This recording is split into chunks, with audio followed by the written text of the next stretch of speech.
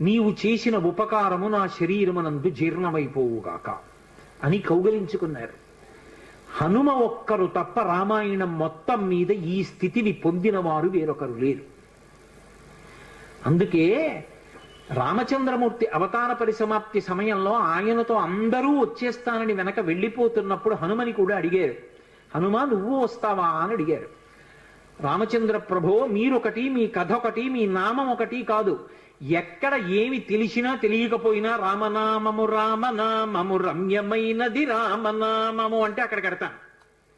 రామ కథ చెప్తే పెడతా, రామాయణం చెప్తే పెడతా. ఇప్పుడు రాముడు అన్నాడు, మక్కథా ప్రచరిష్యంతి యావల్లోకే హరీశ్వర తావద్రమస్య సుప్రీతో మద్వాక్యమనుపాలయం. రామశాసనం హనుమకి. ఎక్కడ రామనామం చెప్పినా, ఎక్కడ రామ కథ చెప్పినా, ఎక్కడ రామాయణం చెప్పినా హనుమాను అక్కడికి వెళ్ళి కూర్చో,